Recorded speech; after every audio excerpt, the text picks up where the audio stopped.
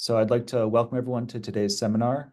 Our series is titled Cutting Edge Advances Towards Personalized Mental Health, hosted today by our Center for Precision Mental Health and Wellness. I'm Dr. Adam Pines, and I'm co-director of the seminar series along with Dr. Chui Zhang. And I'll kick off with a couple housekeeping items. First, this webinar is being recorded and will be posted on our website next week. You can find our website in the chat box or scan the QR code on the left side of the screen. From there, you can sign up to receive announcements about our future seminar series events. Second, if you're interested in joining our center as a research member, please see the link in the chat or scan the QR code on the right of the screen to fill in a survey and a form, and we'll get back to you. And third, please put your questions in the Q&A box, and we'll attend to those at the end of the presentation. I encourage you to put your questions as early as possible, as will be addressed in that order. And for panelists, if you have a question, just please raise your hand. With that, I'd like to hand over to our center director, Dr. Leanne Williams, to introduce our special keynote speaker, Dr. Shan Siddiqi. Thanks so much, Adam. Welcome, everybody. It's my great pleasure today to introduce Dr. Shan Siddiqi. Dr. Siddiqi is Director of Psychiatric Neuromodulation at Brigham and Women's Hospital and an Assistant Professor of Psychiatry at Harvard Medical School. Dr. Siddiqi completed his residency at Washington University School of Medicine and his medical training at the University of Sydney. And I believe we may have overlapped by 1 year when we were both at the University of Sydney. Dr. Siddiqi's work shows us the future for precision psychiatry using complex brain imaging and pairing that up with brain stimulation techniques. His love and dedication for the work come through in all of his interactions. I encourage you to check out Dr. Siddiqi's terrific lab website on precision psychiatry at the Brigham Women's Hospital Center for Brain Circuit Therapeutics, and his interview with Harvard Brain Sciences, and of course, his many impactful publications. Today, he'll present on cutting-edge advances in deriving brain stimulation targets using causal mapping of human brain function. Join me in welcoming Dr. Siddiqi. Well, thank you for that warm welcome. I really appreciate the invitation. I'm excited to be here, and I see a few people in the audience that I've talked to or worked with or collaborated with before also, so excited to see you guys again here also. Again, my name is Shan Siddiqi. I'm a neuropsychiatrist primarily based in Boston. I'm going to talk here mainly about the idea of deriving brain stimulation targets using causal mapping of human brain function. And of course, there are a lot of different ways that we map the brain, but I'm going to focus a little bit about causality. Here are the disclosures where all the funding comes from. I do some corporate and clinical consulting in addition to the majority of my work, which is funded by the NIH.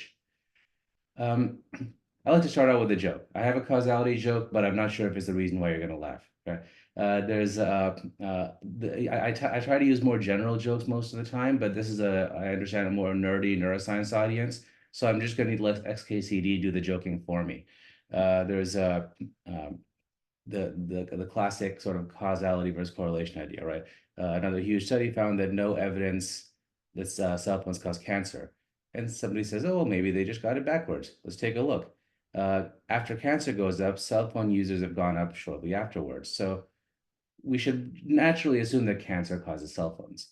Of course, we know that this is ridiculous, but this is a lot of how we've been thinking about functional neuroimaging to some extent, is as we look at correlations and we interpret them causally. We have fancier and fancier ways of doing it, but there's still correlations, right? But the big premise of this of this talk is going to be focused on the idea of taking these causal maps and translating them into therapeutics. So I'm going to start with a brief history of brain circuit therapeutics for depression.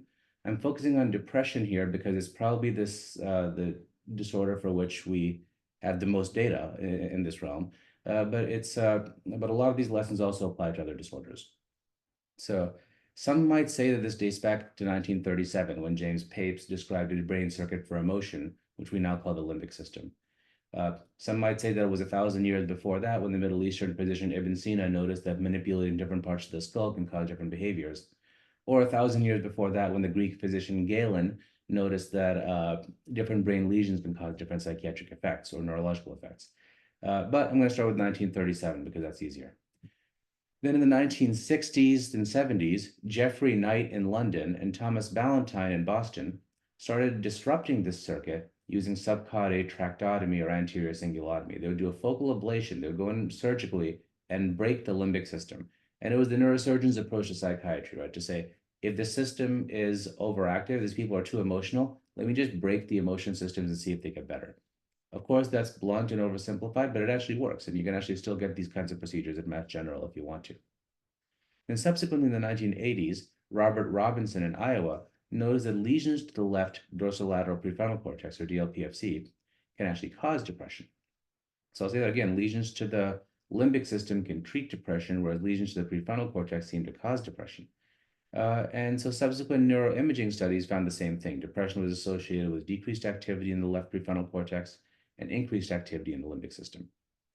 Based on this idea, a group of neurologists and neuropsychiatrists at the NIH started treating depression using transcranial magnetic stimulation to the left DLPFC. The idea was that if breaking it causes depression, then stimulating it might relieve depression. Turns out it works, and this is now an FDA-cleared treatment for depression. About 10 years later, Helen Mayberg found that deep brain stimulation to the subgenual cingulate cortex, which is part of that PAPE circuit, the limbic system, can also treat severe refractory depression. And this finding hasn't clearly replicated, but they're trying to optimize it so they can replicate it properly. There's a new clinical trial underway. But the basic premise is the same, that activating the prefrontal cortex or suppressing the limbic system seems to be effective for depression. The most recent exciting advance, which you guys will be very familiar with at Stanford, is the idea that we can now use a rapid-acting high-dose TMS system to rapidly treat depression. There were two major optimizations here, at least. You might say there were more than two, but one, sorry, now there are balloons going to talk about the optimizations.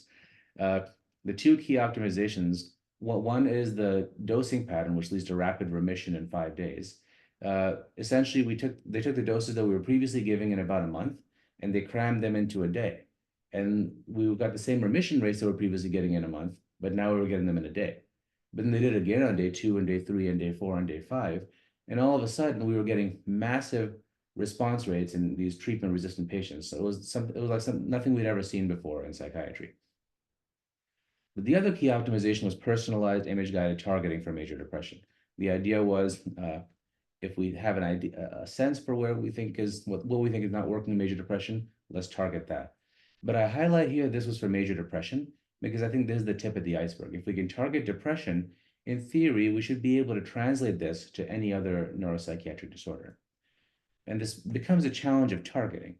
Right now, we're very imprecise about how we target non-invasive brain stimulation. We do it like this. We do it with a tape measure. We stimulate somebody's motor cortex. We pull out a literal tape measure. This is a marketing material from one of the TMS device companies.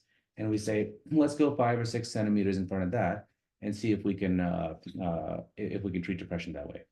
So now, of course, we know that this isn't the best way to do it, but we do it this way because it works. Well, the first time I told my wife about this, like this is how we're targeting electromagnetic brain stimulation, what popped into her mind was this. Like, why are we targeting fancy brain stimulation techniques the same way this guy is trying to measure this pug? We should be able to do better than that. But we do it this way because, first of all, it works most of the time. And second, because it was based on the location of lesions that cause depression, like I was saying earlier. However, the same landmarks have since been used for PTSD, generalized anxiety, addiction, etc., with mixed results. And it makes sense that we're getting mixed results. Why are we treating addiction based on the locations of lesions that cause depression? We should be able to be more targeted than that. Now, we have the ability to target very precise locations in a patient's brain with TMS or DBS. This here is an example of a structural neuronavigation system. We've got 3 of them in our center. We can get within a couple of millimeters of precision. But the problem is that all the precision in the world is useless if you don't know the right spot to target. So even though we have 3 of these devices, we don't use them clinically. We only use them in research studies. So we need a reliable framework to translate lesions to TMS and DBS targets for different disorders. In our lab, we do this mostly using data science, but I'm going to tell you about some clinical trials that we're now, in which we're now finally translating these findings. So what do I mean when I say targeting DLPFC? This is what the rig looks like. There's a few reference trackers that are strapped to the patient's head, a few reference trackers that are attached to the TMS coil, And by doing that, we can estimate the location of the head, the location of the TMS device, and use the location of the head to interpolate the location of their brain, to extrapolate the location of their brain with respect to the location of all of their head versus brain on the MRI scan. Like I said, we can do it, but the question is how to use it. So how do we find that right spot? Traditionally, we've done this using brain lesions. When I was in medical school, I was taught this is how you figure out where a brain function is located. You take a bunch of patients who develop that symptom after a stroke, you look to see where those strokes intersect, and you say, that's it. That must be where that function comes from in the brain. However, that is how the majority of brain mapping research was done for the first 3/4 of the 20th century. Brain lesions and to some extent stimulation studies were predominating how brain mapping was done. Then functional neuroimaging came around, and this was a good thing. This gave us the opportunity to do all sorts of new types of experiments. It became the predominant form of brain mapping, and we can do these experiments in vivo to test subtle things.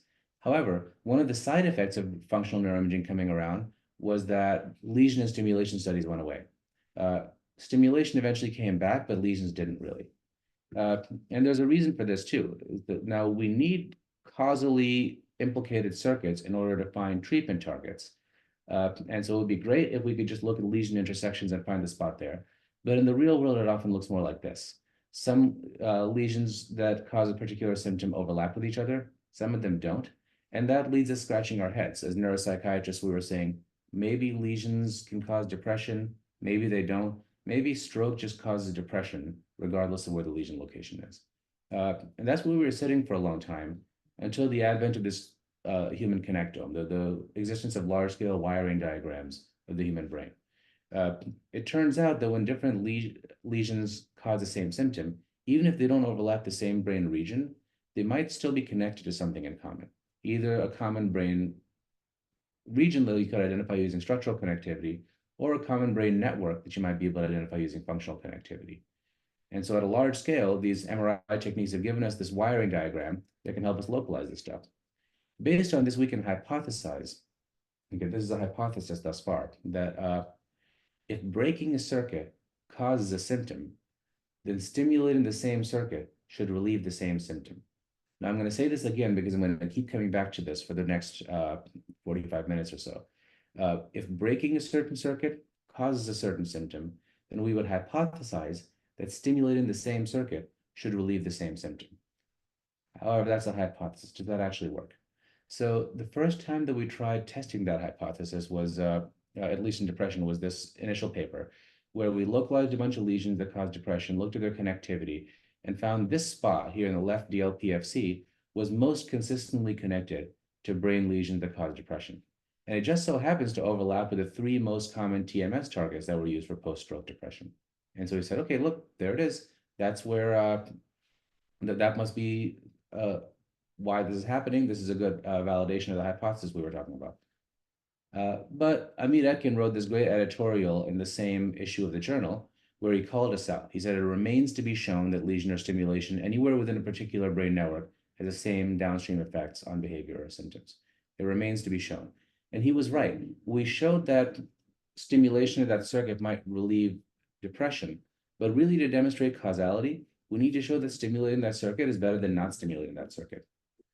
We didn't really demonstrate causality with the TMS sites. There are a lot of criteria you have to think about when defining causality. So that raised the question is, how do you define causality? Well, there's really only one way to define causality definitively. It's to give an exposure, measure the outcome with that exposure, then get in a time machine, go back in time, don't give the exposure, and then measure the outcome without the exposure. This is the only way to do it definitively.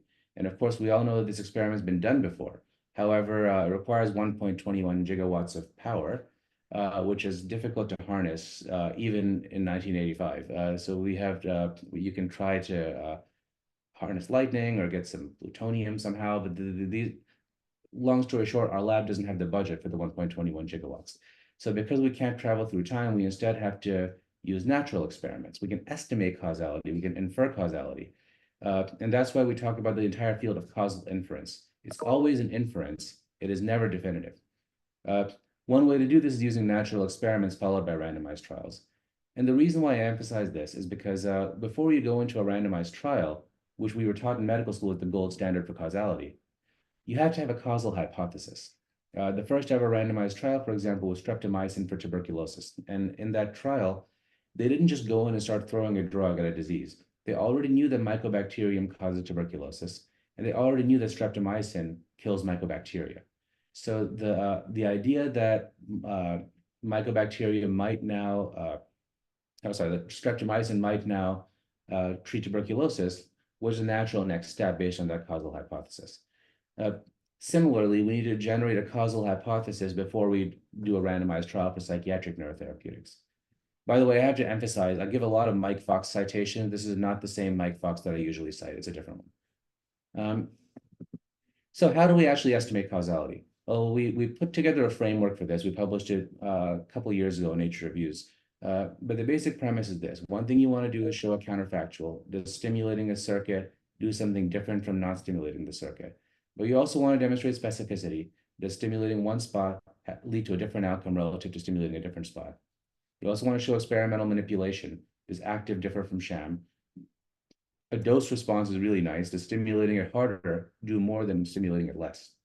And you can do that with a lesion to say if the lesion hits your circuit more, does it lead to a greater effect? Coherence is useful to demonstrate does stimulating a circuit do the opposite of what lesioning a circuit might do? And reversibility is also useful to show if when you stimulate something and then you take the stimulation away, does the effect go away? If you can show these 6 things, and this is inspired by existing frameworks for causality, but applied to brain mapping. If you can show these 6 things, then it's you have a strong argument for causality. There's also a 7th criterion, which is temporality. That's mandatory. For something to be causal, the cause has to come before the effect. And so based on this, we graded different forms of brain mapping in terms of how causal they are. Now, just because something's not causal doesn't mean that it doesn't tell you anything. A correlate might be causal. It might be compensatory. It might be epiphenomenal. It might be spurious. It might be a lot of things. So correlative imaging is very valuable for defining behaviors and what goes together, but it doesn't necessarily give us a direct path to stimulation targets. And so this is the spectrum that we proposed that you guys are welcome to read more about if you're interested. This was published a couple of years ago. But the question is, how do we validate this? So we got a bunch of different causal sources of information. For example, it took brain lesions that may or may not have caused depression. Took a bunch of TMS sites that also may or may not have relieved depression. I told you earlier that we're very imprecise about how we apply TMS. We do it using scalp landmarks, which leads to a lot of inter-individual variability in where we actually stimulate it. So we can go back and localize those incidental stimulation sites and then compare the effective ones to the ineffective ones. Same thing with deep brain stimulation. Even though the surgeon tries really hard to be very precise about where they place it, even the most experienced surgeons in the world have inter-individual variability in where they end up placing the electrode. This is an example of 27 different DBS sites that were placed in 27 different locations when they were always aiming for the subgenual cingulate, all placed by the same surgeon who was one of the most experienced DBS surgeons in the world. So we get incidental variability here also. And if this all converges on something in common, then that can help us argue causality. Because brain lesions are useful, but they have some confounders because lesions are more likely to occur along vascular distributions. TMS sites are also useful, but they also have confounders because the location of a TMS site is not purely random, it is related to the patient's head size, and head sizes differ between different ethnicities and different genders, et cetera, et cetera. So each of these data sets has confounders, but they have different confounders. So if they converge on a common answer, it tells us a lot about causality. Based on this, we found 14 different data sets with causal sources of information, including a couple of hundred penetrating head trauma lesions in Vietnam veterans, about 150 ischemic strokes, 50 hemorrhagic strokes, 150 TMS sites all the way from Melbourne to Michigan, 44 DBS sites in patients with major depression who got subgenual or capsular stimulation. Also 32 deep brain stimulation sites in patients with Parkinson's who got subthalamic stimulation, and 25 in patients with epilepsy who got thalamic stimulation. And depression is known to be a side effect of subthalamic or thalamic stimulation. So based on this, we localized the incidental lesion, used a normative connectome database to estimate what it's connected to. Importantly, this is a normative database. It's not an individualized connectivity map. You can't measure individualized connectivity of a lesion location because the lesion location is dead. However, although this misses out on inter-individual variability and connectivity, the inter-individual variability in lesion location is so large that it dwarfs individual variability and connectivity. We've tested that hypothesis separately. So we're assuming that people are more similar than they are different. We're missing some variability here, but that assumption tends to hold true for the most part. And then we look to see if the patient developed depression or not. We put all that together into a map of the connectivity of lesions that are more likely to cause depression. Did that for 5 different lesion data sets. Same thing with TMS. We localize the site, see what it's connected to, see if the patient's depression got better or not. We get a map of the connectivity of TMS sites that relieve depression for 4 different TMS data sets. Same thing with DBS, localize the site, connectivity, outcome, and we get a map of the connectivity of DBS sites that modify depression for 5 different DBS data sets. And it turns out these things converge. So I didn't think they would converge. I'm a psychiatrist. I'm not used to replication. Things don't replicate in psychiatry. But my mentor on this project, Mike Fox, said, no, I'm a neurologist. Of course it's going to converge. They're used to convergence. But he was right. On the left here is the connectivity of lesions that cause depression. If you get a lesion to the yellow, you're more likely to get depression. If you get a lesion to the blue, you're less likely to get depression. With the connectivity of TMS sites that modify depression, if you hit the yellow with TMS and your site is anti-correlated to the blue, you're more likely to relieve depression. And the same thing here with DBS.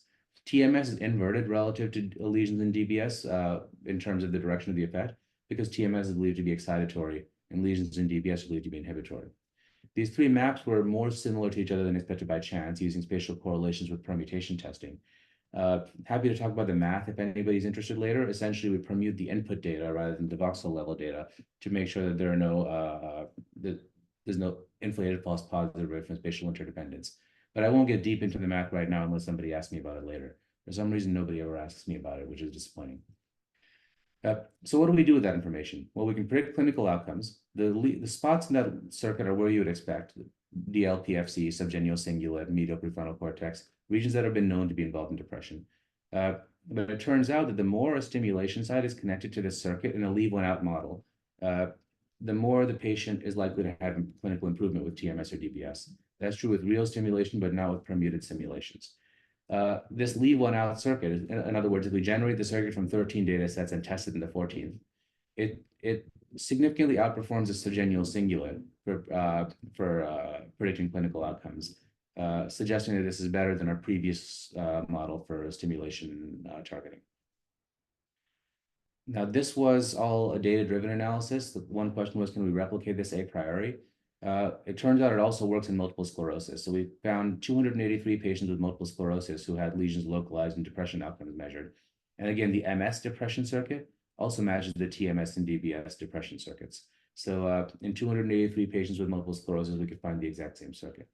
And it was specific to depression. So an MS lesion that's more connected to our depression circuit is more likely to cause depression than 11 other control symptoms that happen to be measured. Interestingly, the peak in that circuit was here in the ventral tegmental area. In case you don't know, that's the source of dopamine to the mesolimbic reward system. So it's interesting that lesions to the dopaminergic system seem to be associated with depression and MS. Interestingly, anecdotally, this is not data-based. Anecdotally, I've found that a lot of my patients with MS depression end up on dopaminergic antidepressants incidentally, just through trial and error.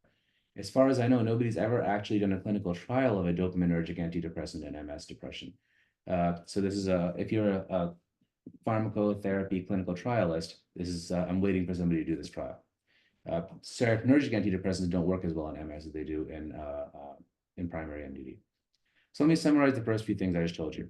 TMS, DBS, and brain lesions can all modulate a common brain circuit, and lesions might help us find new TMS and DBS targets, potentially for multiple disorders. So to test the multiple disorder thing, we also looked at Parkinson's disease. That's the second most common use of therapeutic brain stimulation. On the left here is the connectivity of brain lesions that cause motor symptoms of Parkinsonism. On the right is the connectivity of DBS sites that relieve Parkinsonism. And the middle is the most common TMS site that's used for Parkinsonism. We don't have incidental variability in these TMS sites because they're all targeted the motor cortex, which is easy to localize without any imaging by just stimulating it and seeing it twitch. Again, these are more similar than expected by chance. So the model works for depression, it works for Parkinson's disease, but it also works for other stuff. There are at least 6 more studies. Lesions causing amnesia are connected to the same network as DBS sites that cause cognitive side effects in Parkinson's disease. Lesions causing tics are connected to the same network as DBS sites that relieve tics in Tourette syndrome.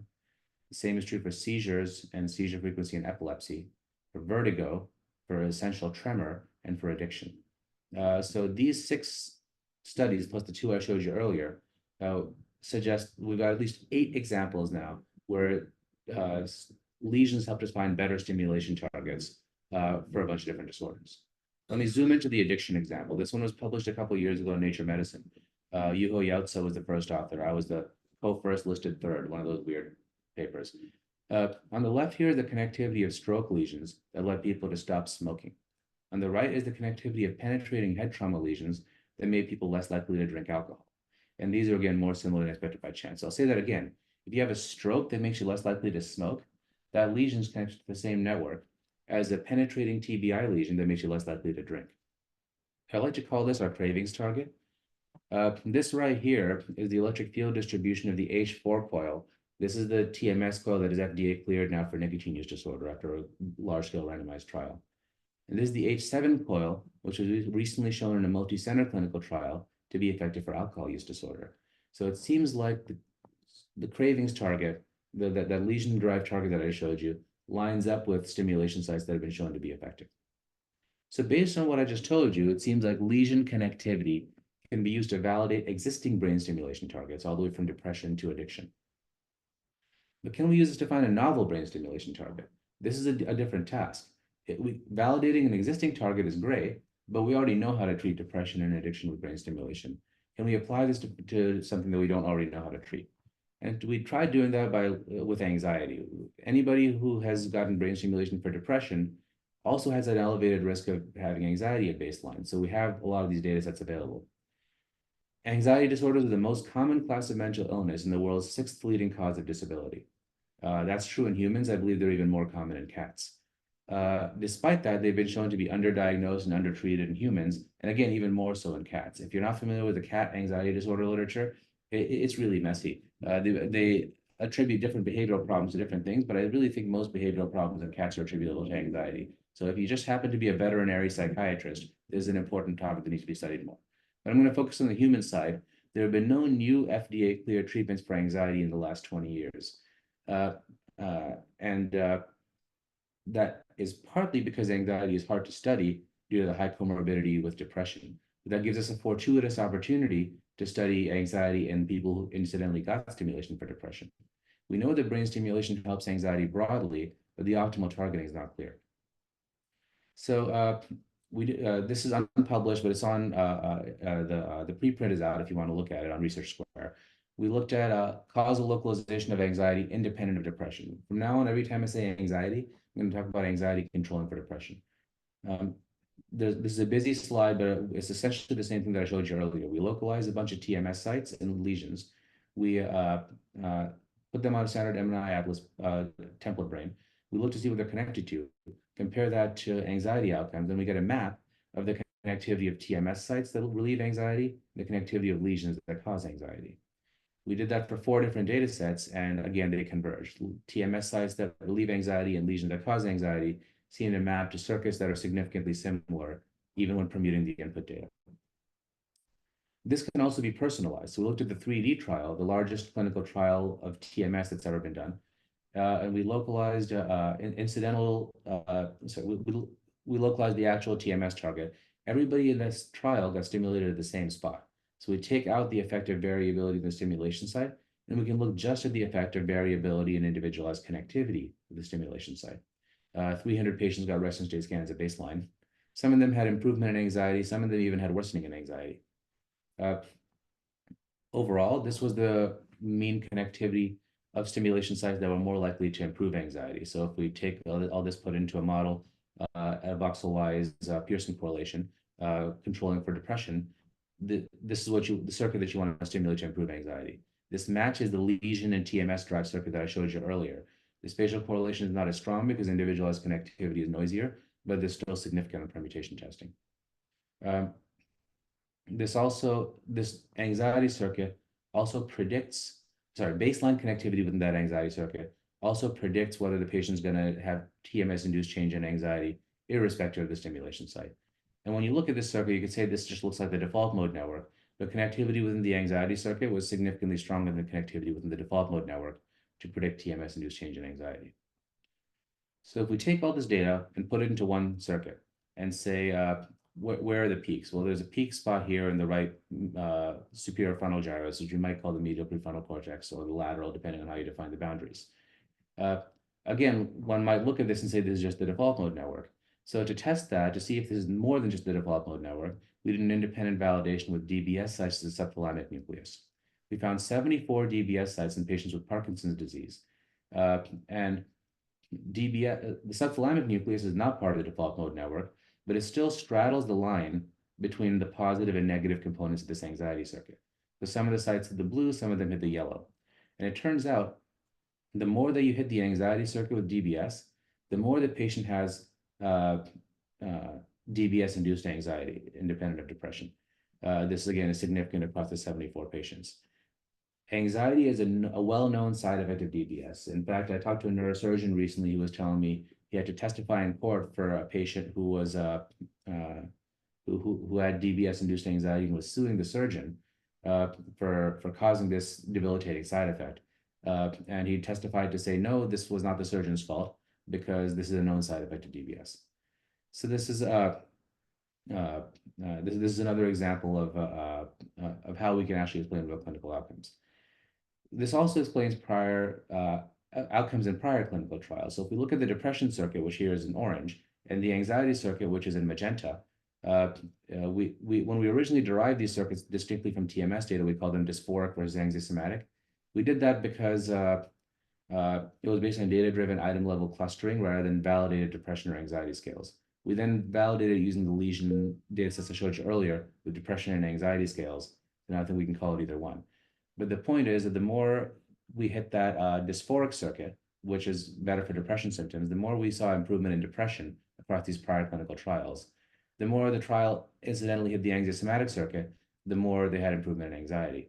We found this was true for 13 out of the 14 trials that we found that hit either the depression or the anxiety circuit and measured both depression and anxiety. There were 9 different stimulation sites in this analysis. So if we want to bring this to clinical practice, we need to do our own clinical trial. So we had this anxiosomatic target, which is here just right at the midline in the default mode network. And we have this dysphoric target, which is in the left DLPFC, consistent with the typical depression target. The question is, can we randomize people to one target or the other and selectively modulate one symptom or the other? Well, while we were planning that trial and running that trial, another head-to-head trial came out that incidentally did the same thing. This was from Nick Trapp, who was at Stanford a few years ago. Some of you guys might know him. So he compared 2 common TMS targets. This one here, which is the left 5.5 centimeter target, and this one here, which is the BMF3 target. Randomized people to one or the other. The primary outcome was not symptom specificity. It was just to see if one target was better than the other. And in terms of overall depression, both targets were equally good. However, as we would have predicted, the 5.5 centimeter target was more effective for anxiety when controlling for depression. And the BMF3 target trended towards better efficacy for depression, controlling for anxiety, although that wasn't significant.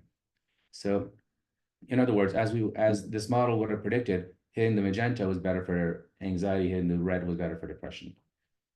So this came out while we'd been running our trial. What we did was we brought in people with moderate to severe depression and anxiety, both symptoms, and randomized people to either the anxiosomatic or anxiety target or the dysphoric depression target.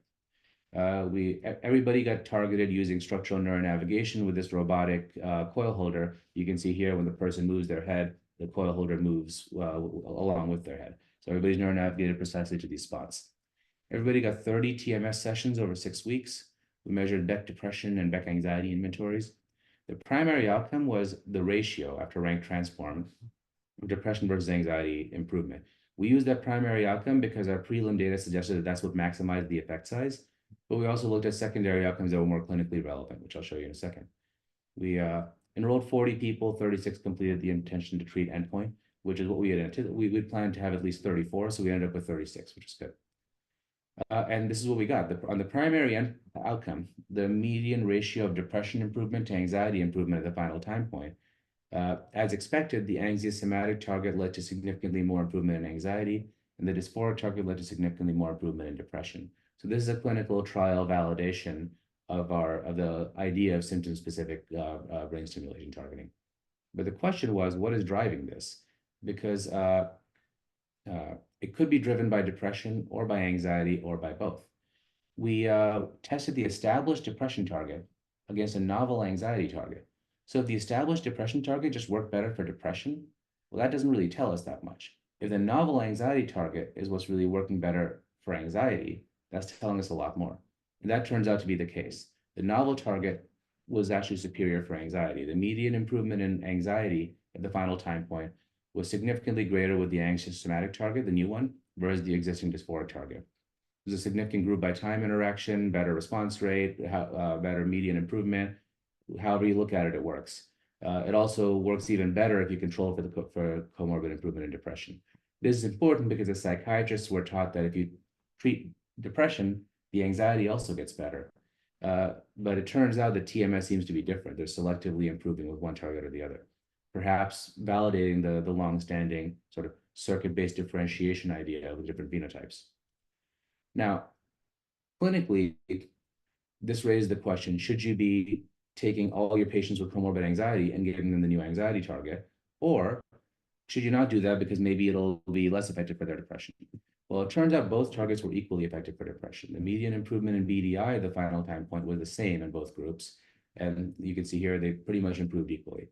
So in other words, for people with comorbid depression and anxiety, the new anxiety target seems to be better for anxiety and equally good for depression. So in summary, the last few things I've told you is that lesion-derived surrogates can lead to better stimulation targets for brain stimulation. Personalizing them based on symptoms might further optimize efficacy, but what else can we do to personalize them? Well, one is based on personality traits. We've looked at lesion localization of a trait called novelty seeking. On top of the connectivity of lesions that modify novelty seeking in one data set versus another data set. And again, these are more similar than expected by chance. This was my research assistant who's now going to be a medical student at Columbia who led this project. It's not published yet, but again, a preprint is available.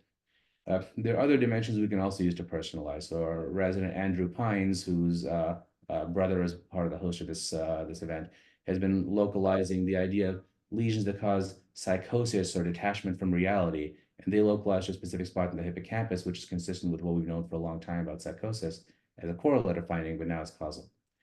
I had a medical student, Bea Milano, who was looking at perceived disability, independent of measured disability, and that also localized to a specific spot. This is an important driver, of course, of disability in patients. We've also been looking at positive versus negative affect. This was a grad student, Summer Franson, who was looking at lesions that disrupt positive versus negative affect, and positive affect seems to be disrupted by lesions connected to the ventral tegmental area. So this is another approach to personalize. And then, of course, another approach to personalize is noticing the DLPFC, this target, is not just one thing. These brain regions are heterogeneous between individuals, but consistent within individuals. For example, this is an individualized precision functional map. On the top is my brain, and the bottom is a colleague of mine. We were both fourth-year psychiatry residents at the time. It was late at night. We were both sleep-deprived. So we were pretty similar, but you can see there are differences in the functional topography of the prefrontal cortex. Not knowing anything about what the colors mean, you can just see they're different. I'll tell you now, the red is the dorsal attention network. So if you wanted to hit that network in me, you'd end up hitting the purple in my friend here, who was which is the language network. Whereas if you wanted to hit the ventral attention salience network for him, which is blue here, you would hit the language network for me. So there's variability here, and this has been shown in a lot of systematic studies at this point. So we can personalize stimulation based on that too. So if we look at somebody's personalized stimulation site, in this case, we personalized it based on connectivity to the subgenual cingulate, which is a common depression target, and compare that to the patient's actual stimulation site, measure the distance between those two things, it turns out the closer we are to the patient's personalized site, the better people do in terms of depression. That said, we weren't sure if we should believe this. There are a few reasons. One is because subgenual to DLPFC connectivity is notoriously unreliable. However, even though the magnitude of the connectivity is unreliable, the location of the peak is actually highly reliable. So in one half of the scan, or in the first scan, you might see the measurement is a R of 0.4. And the second time, it might be R of 0.6. But in both cases, it's the peak. So we can actually identify the location reliably. So in this case, we measured the distance rather than the connectivity, which is a function of location. Also, most of our TMS sites were quite far from the actual peak, which is an issue. The distance was more than 15 millimeters for most patients. Because our stimulation site, 5.5 centimeter, was pretty far from the average optimal site. So we decided that we wouldn't believe the results unless somebody else found the exact same thing using BMF3. So we sat on this finding for a couple of years. We didn't do anything with it until this paper came out, where they did the exact same thing using BMF3. These stimulation sites were closer to the optimal site, but even then, proximity between the actual site and the optimal site predicted clinical outcomes. So we ended up publishing our paper as a replication, even though we've been sitting on it for 2 years. But again, subgenual DLPFC connectivity is notoriously unreliable. Maybe we can do a little bit better. So I'm going to spend the last few minutes talking about that, and then I'll leave a few minutes for questions. So part of this is mapping networks and individuals. Many of you guys might have heard about precision functional mapping now. We can estimate the connectivity between any 2 points in the brain, or between hundreds or millions of different points in the brain.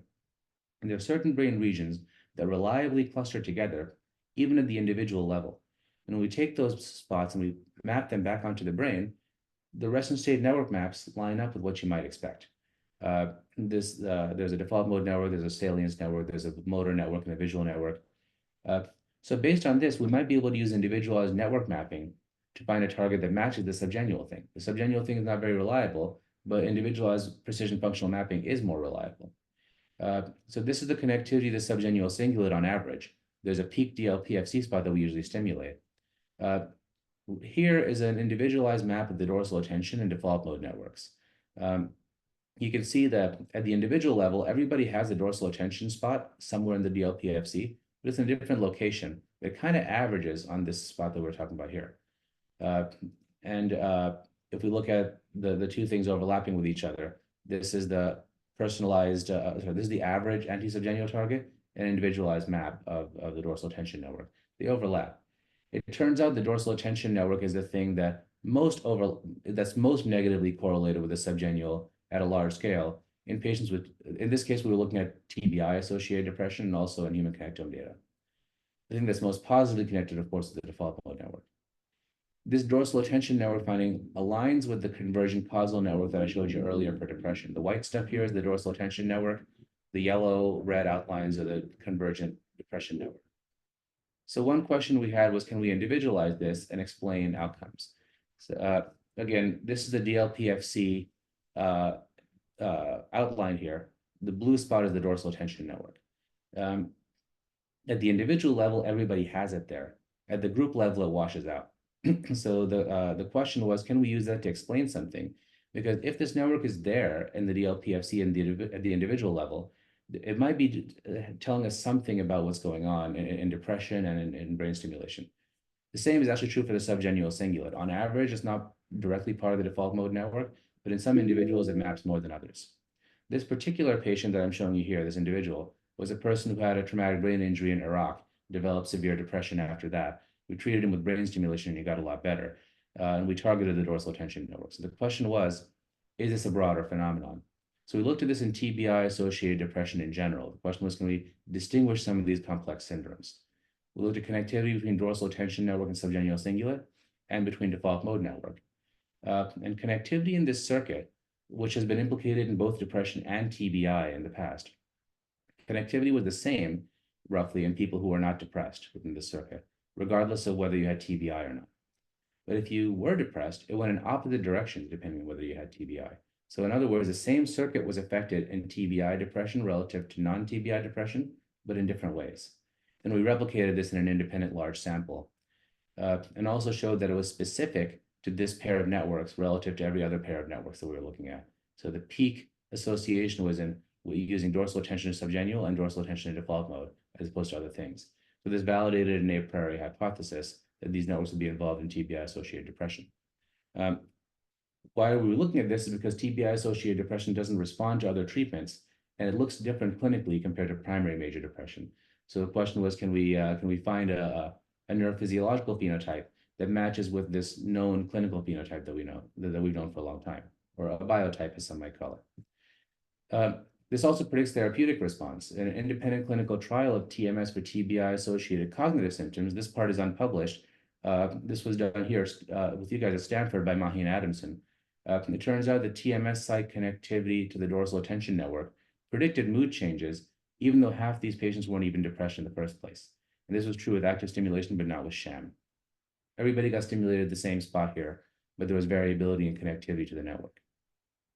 So we also ran a pilot clinical trial for TBI-associated depression, where we mapped the individual dorsal attention network peak in 14 patients, randomized them to active versus sham stimulation.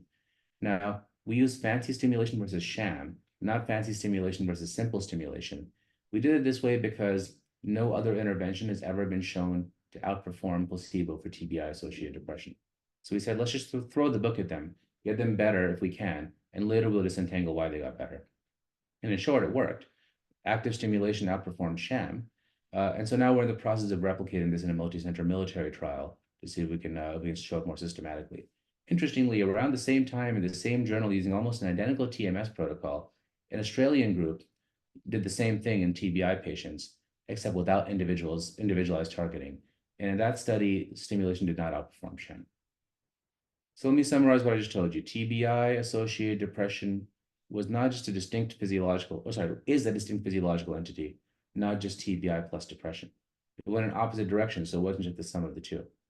So abnormal circuitry in this syndrome, which we've been calling TBI affective syndrome, can actually be localized and targeted. So let me summarize everything I've just told you. TMS and DBS can target the same circuit to treat the same symptom. Lesions can be used to identify TMS and DBS targets, and I showed you this across 8 different disorders.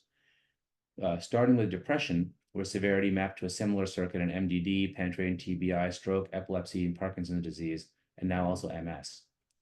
These results were derived from causal sources of information. Different depressive symptoms map to different circuits, as well as other disorders also map to circuits like PTSD, addiction, TBI, affective syndrome, etc. And personalized brain mapping can help us optimize stimulation and potentially improve efficacy further. So I'll leave it at that. Of course, a lot of people helped make all this happen. I showed you data from about 3,000 patients today. I only saw 15 of them myself. The rest of them were data shared. Sorry, no, I've updated it. I saw 45 of them myself. The rest of this was with data sharing collaborations from collaborators around the world. Of course, happy to take any questions, even happier if you're interested in a postdoc. This is where you can reach me via email. And of course, Twitter is now my primary source of scientific communication. I refuse to change the little blue bird to the big black X. I like the blue bird better. And this is my lab website that Leanne was talking about earlier. But yeah, happy to take questions. Thank you. Thank you so much, Shan. That's one of the cooler, more impressive talks I've ever seen. I really appreciate you laying it all out there. We do have some questions coming in too, so I'll go ahead and get started reading them in case more come in. So make the most of your time here. So Jesse Markovitz says, I work in the perioperative space where we encounter a high rate of conversion from acute to chronic pain and or opioid use, particularly in spine patients. TMS has been used for chronic pain conditions with some effect. Wondering if you see a role for TMS in preventing conversion from acute to chronic pain, especially given that depression and HO addiction both predict conversion to chronic post-surgical pain / SUD. If so, would the TMS be best delivered before or after the surgery? There's a lot there. I'm happy to reread any aspect of that if it's useful. No, I think I got the basic premise. So that's a good idea. You know, I actually hadn't thought about that. So one of the problems with TMS for chronic pain is that it works, but it doesn't last very long. The pain comes back. But the idea of preventing conversion from acute to chronic pain is a really good idea. I'll have to say I've honestly never thought about that one. And I appreciate the question because it's rare that somebody asks me a question that I've never thought about before. There are a few ways that people have thought about using TMS for chronic pain. For example, I talked to Vivek Bush, actually, who's a neurosurgeon at Stanford. He came to me and asked, could we find a TMS target that will help us probe whether the patient's likely to be a good DBS responder for chronic pain? And that's plausible. Somebody needs to do the study, and if somebody wants to do it, I'm happy to help. The same thing, if the idea of preventing conversion from acute to chronic pain also would be a great idea for a study, which I'd be happy to help with. As you mentioned, depression is a major predictor of whether somebody can convert from acute to chronic pain. So the question would be, do we want to target the TMS for pain? Or do we want to focus the TMS on mood? There's a neurosurgeon at UCLA who's been implanting DBS electrodes in the subgenual cingulate for chronic pain and finding that it's working remarkably well. He hasn't published the results yet, but the idea being that the affective component of chronic pain sometimes is a bigger driver than the physical component. I met a patient recently who told me the same thing. She described her depression as a sense of pain, but she didn't have physical pain. It's just the emotional sensation was so. She'd had really, really great psychotherapy for many years, and so her depression was a lot better, but the sense of pain hadn't gone away with this amazing psychotherapy that she'd had. So I think there's something there. There's something left. There's a lot left to unpack, but I'm happy to talk more about it. We've got the perceived disability target that I mentioned. There's a depression target, and there's also a pain target. Potentially any of those might be useful to try in a population like that. So if you're interested in studying it, let me know. I'm happy to talk more. Awesome. I'm going to insert one of my own questions before getting to the next one, just because I can, I suppose. But one thing that really stood out to me, I realize you've been super prolific, put out a ton of work, but the volume of progress you've made in tailoring these applications to individuals was super impressive in particular, both on the brain functional connectivity side, different arealization of different functional networks. But I actually wanted to ask you about kind of tailoring to different symptoms and comorbidities, which you guys have obviously made substantial progress in. The anxiety versus depression example is the one I'm thinking of in particular. So it seems like there's obviously a lot of just individual studies that need to be run to parse apart kind of optimal targets for people that are comorbid versus falling into this more canonical single diagnosis category. Do you guys see a way forward beyond just, I'm sure the large volume of hard work that needs to be done to disentangle those things, where you can maybe map someone's profile of symptoms, say 10 to 12 different symptoms that they have, to optimal stimulation targets, short of running every single permutation and combination of symptoms in an independent study on those? Or does it kind of require the groundwork and theoretical knowledge that's to be gained from comparing, like you guys did in the depression anxiety study directly? Yeah, the short answer is yes. The longer version is this is how we originally derived the depression versus anxiety idea, was via data-driven clustering at the individual symptom level. The original idea was, can we find different TMS targets for different symptom profiles? But how do we define a profile? And so we took all the symptoms that we had access to, mapped each individual symptom to an individual circuit, and then clustered them according to which circuit they fell into, and found the clustering was stronger than chance. When we look back at the clusters, the components of those clusters, it looked like depression and anxiety. And so I said, okay, well, let's just call it depression and anxiety and see if that works. But that is obviously incomplete, right? There's a lot more to what's happening than just depression and anxiety. And so this is actually I just recently received good news on a BrainZaro one, which is, and this is, what you described is exactly what we're planning to do, is we're going to completely randomize the stimulation site in the DLPFC, or in the left PFC in general, not just DLPFC. And we're going to measure about 250 different things.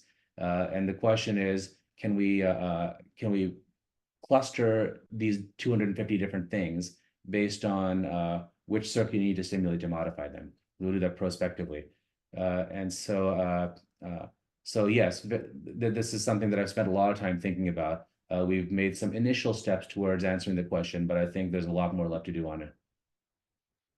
Awesome. Glad it's funded. That sounds like really cool. Yeah. So answering your question is going to be my primary focus for the next 5 years. Love it. Congrats on that. So Cam, your role was asking what robot was used for the automated TMS placement part of the slides that you were showing, and has the robot been validated? We used the Axilium robot.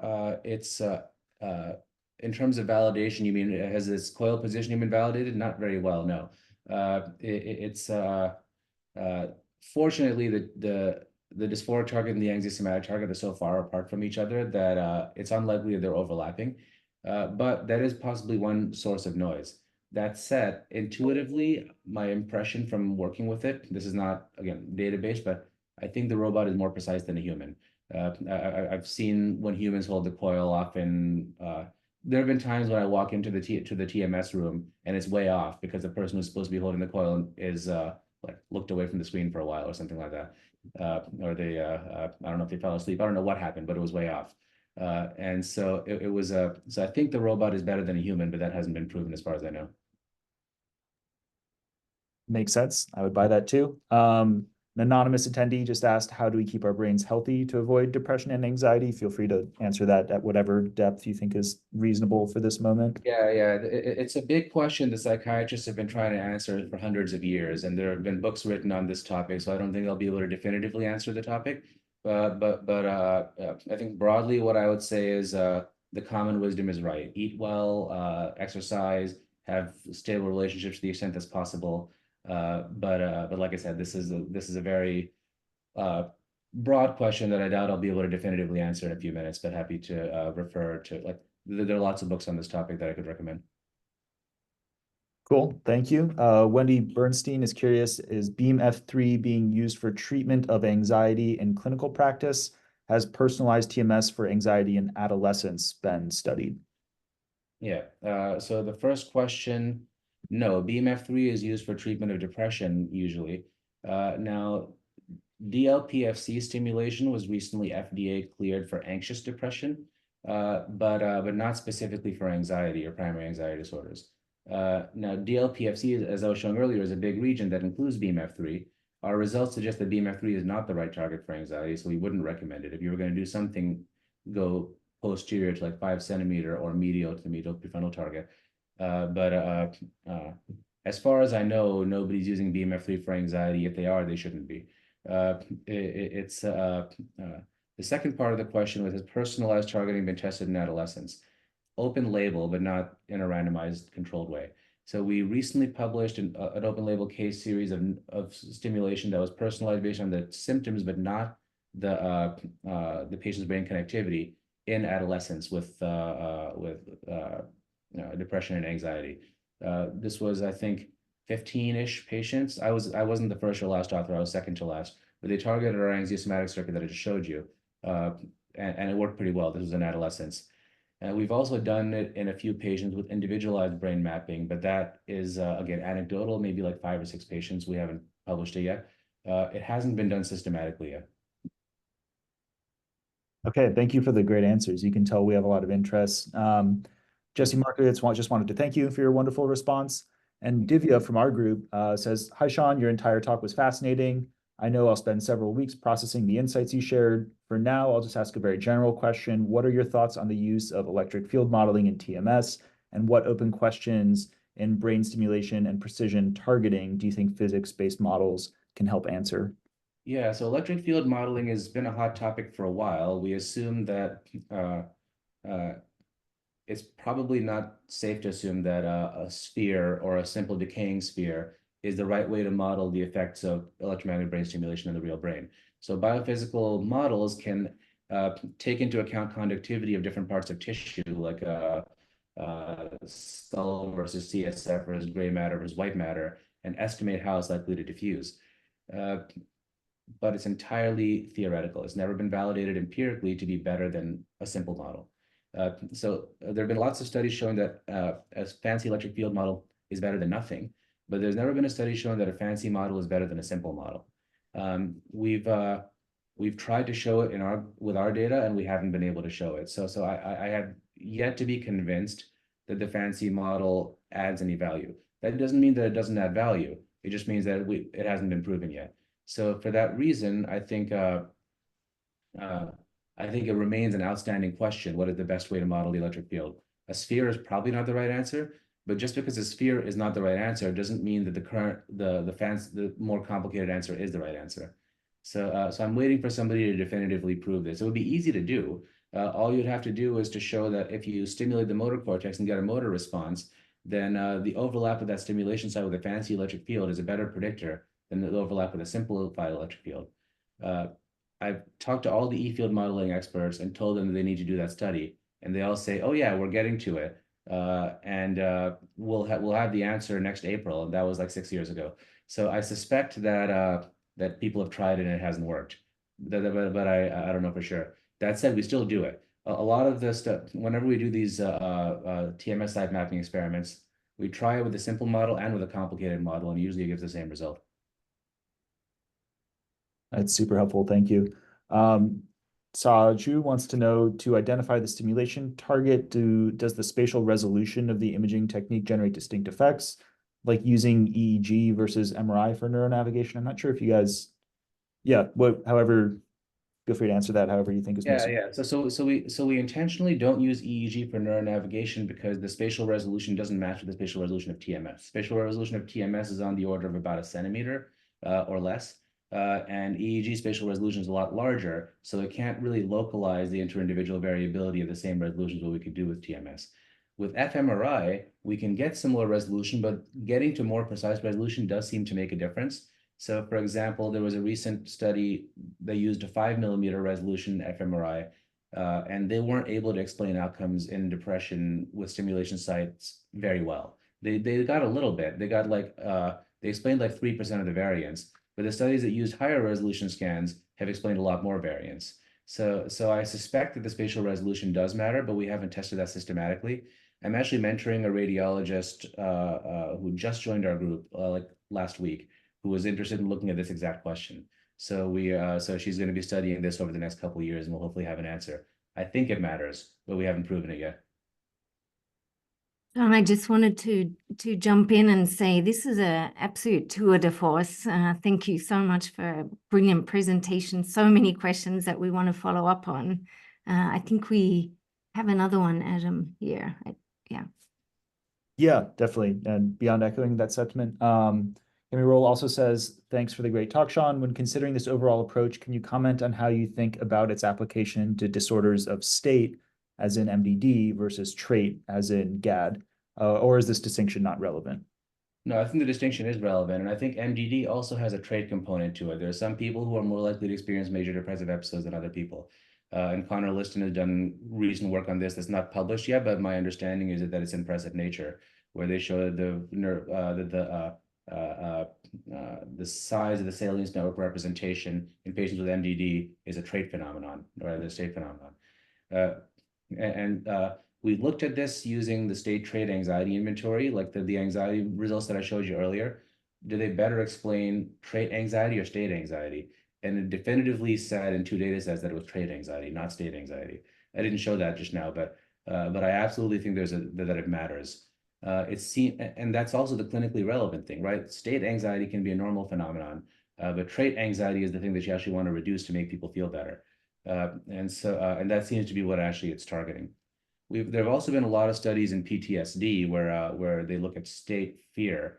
If you engage the fear state and stimulate along with the engaged fear state versus inhibit along with the engaged fear state versus stimulate while suppressing the fear state versus inhibiting while suppressing the fear state, those 4 conditions seem to do different things. This has been shown in healthy controls and in PTSD patients. So I didn't show this just now, but this is another preprint that's out and this is under review right now, where we mapped a circuit for PTSD and looked at the literature on fear and PTSD, and it seems like the effects of stimulation on fear and PTSD depend not only on the circuit that you're hitting, but also on the state in which you're hitting it.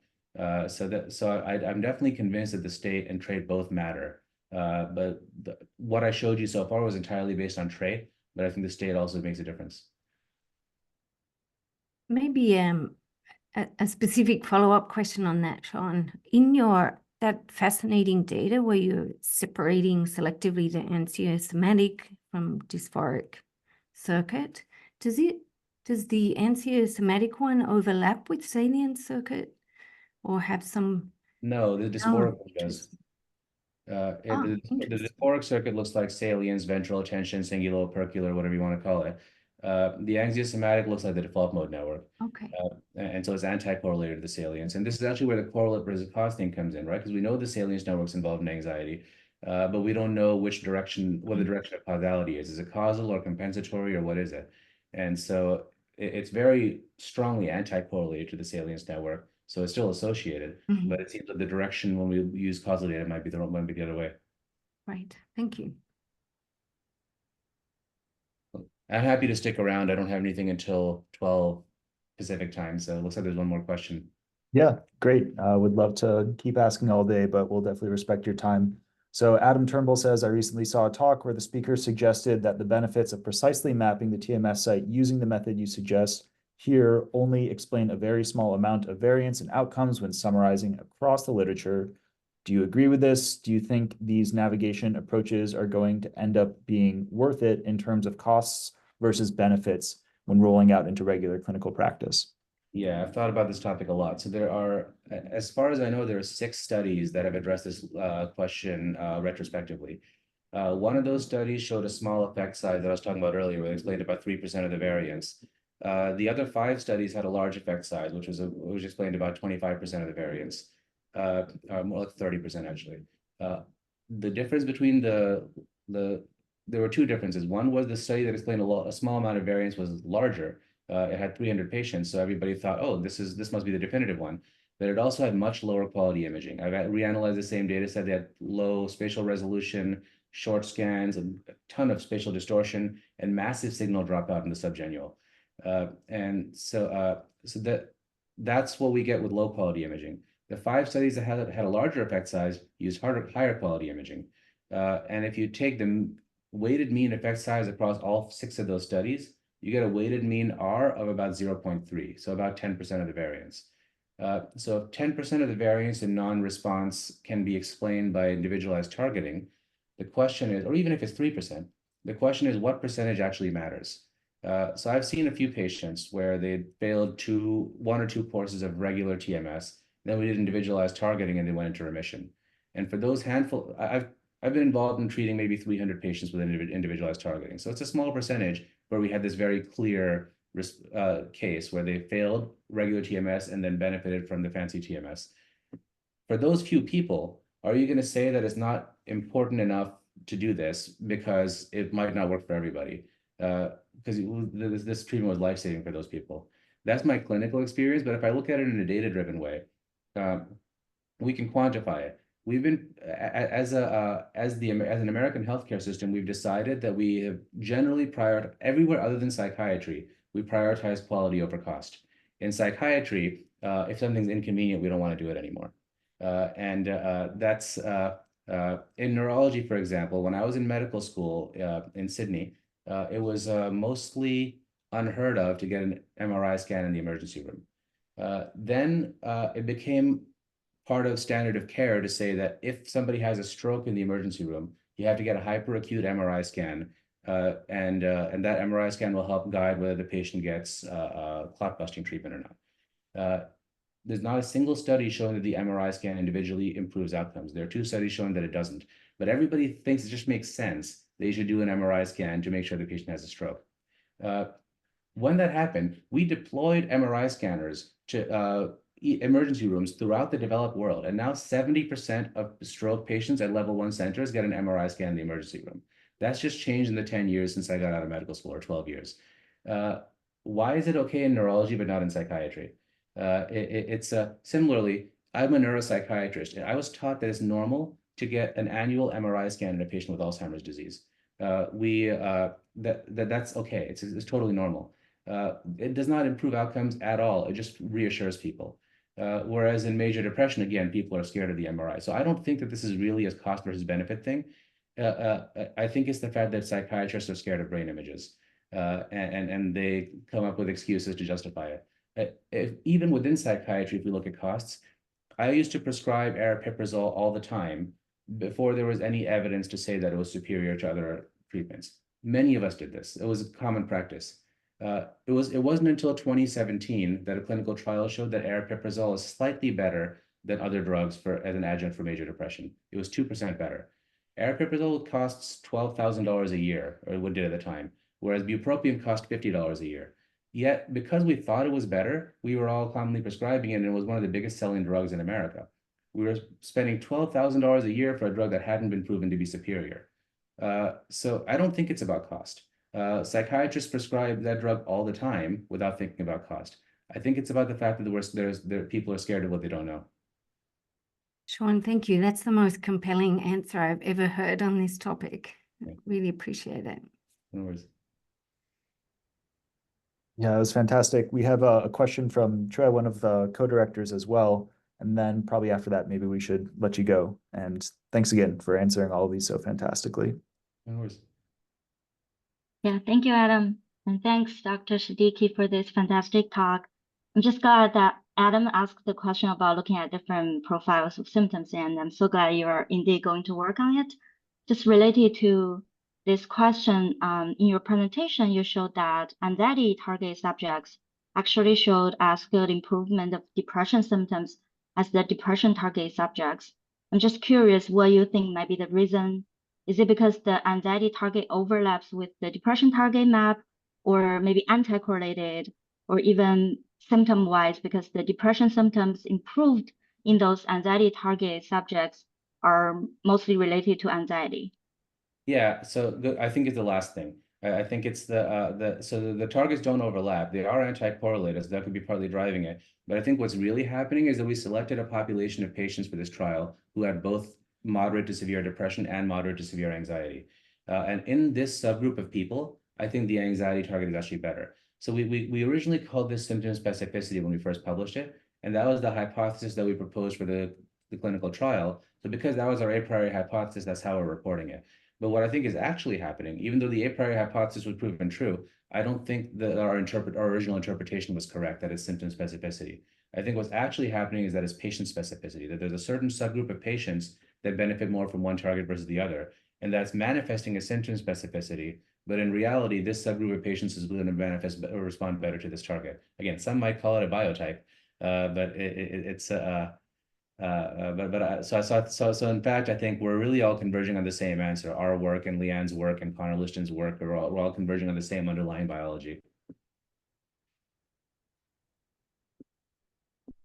This has been fantastic. Thanks again. I'm just going to close up with a few more notes, but first and foremost, thanks to our speaker, Dr. Shan Siddiqi, and all of you for attending. As a reminder, if you have not already, you can join our center PMHW as a research member from our website at med.stanford.edu/PMHW to learn more about the Stanford Center for Precision Mental Health and Wellness and sign up for future talks and events. You can go to that same website and find information there. And thanks again, Sean, for coming. This has been fantastic. No worries. Happy to. I love the great questions. It's rare that I get questions that I've never heard before, but that's happened multiple times today. So I'm happy to continue the conversation with any of these people. Glad to hear it. Thanks, guys. Thank you.